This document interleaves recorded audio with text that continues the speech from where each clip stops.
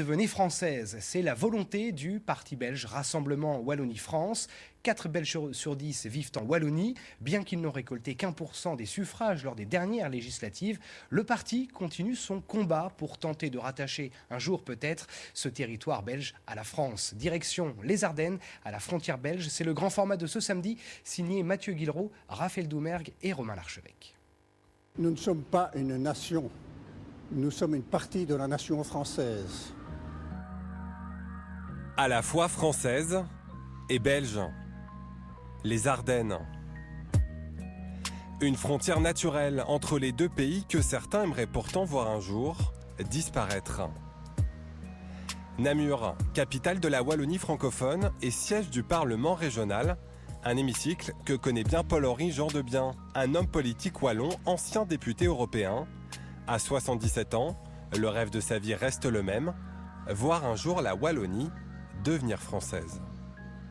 Nous n'avons pas eu la chance, comme la Savoie, comme la Franche-Comté, d'être réunis à la France au cours de l'histoire. Ce sont les guerres, les traités internationaux qui ont fait que la Wallonie, les Wallons, qui sont des Français de l'extérieur, sont restés d'abord en dehors du Royaume de France et ensuite en dehors de la République. Nous sommes Français depuis plus longtemps que les Bretons ou les Alsaciens et nous en sommes fiers.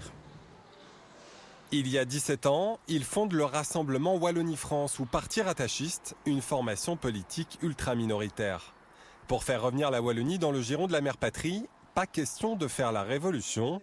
Le parti parie sur l'indépendance inéluctable selon lui de la Flandre voisine et sur l'implosion de la Belgique. Je crois que l'État belge est en mort programmée. Ce n'est pas la famille royale belge, qui est d'ailleurs d'origine étrangère, qui assurera le sauvetage de la Belgique. Et donc la solution n'est absolument pas dans cette royauté, je dirais un petit peu d'opérette. Je pense qu'à un moment donné, les Wallons se rendront compte que la Belgique ne les protège plus. Et comme ils découvriront que leur situation économique, sociale et financière ne leur permet pas l'autonomie ou l'indépendance, il faudra bien qu'ils trouvent une solution raisonnable. Cette solution, c'est celle que nous proposons, le retour à la République française. Pour faire de la Wallonie une région française, les rattachistes ont tout prévu. Un référendum des deux côtés de la frontière et des retrouvailles sans violence sur le modèle de la réunification allemande. Mais les Wallons sont-ils réellement prêts à sauter le pas ? Pour Pierre Vergence, professeur de sciences politiques à l'Université de Liège, les Belges francophones seraient pour l'heure majoritairement partisans du statu quo. Plus les gens se sentent belges, plus ils se sentent et wallons, et européens, et de leur entité locale. Donc on voit que ce sont des entités qui ne sont absolument pas antagoniques dans la tête des Wallons, elles sont emboîtées les unes dans les autres. On est là, dans un État où nous sommes minoritaires. Les Flamands font plus de 6/10 de la population. Voilà, nous sommes minoritaires. Ce n'est pas l'État que nous désirions. On ne sait pas bien ce qu'on désire. La question identitaire en Wallonie n'existe pas. Marginaux électoralement, les rattachistes ont recueilli moins de 1% des voix aux dernières élections législatives en 2014. Aujourd'hui, l'avenir du parti, c'est lui, Laurent Brogniet, le président sortant d'une formation en sommeil. Nous n'avons aucune subvention de la part du pouvoir politique. Nous n'avons jamais eu de locaux, nous n'avons jamais eu le moindre centime de la part des autorités et nous nous sommes toujours débrouillés avec nos propres moyens, avec les cotisations de nos membres. Nous sommes un parti qui regroupe des gens de sensibilité, de gauche, de droite, centre-gauche, centre-droit. Nous excluons bien évidemment par définition les extrêmes, pas des gens d'extrême gauche chez nous qui viendraient du PTB ou pas des gens d'extrême droite qui viendraient d'un parti quelconque avec des idées nauséabondes, c'est hors de question.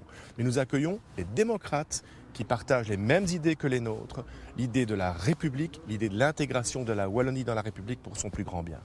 Ce qui est significatif, je trouve, de ce parti, c'est le fait qu'il trouve dans beaucoup d'arrondissements des gens capables de s'investir pour se présenter aux élections.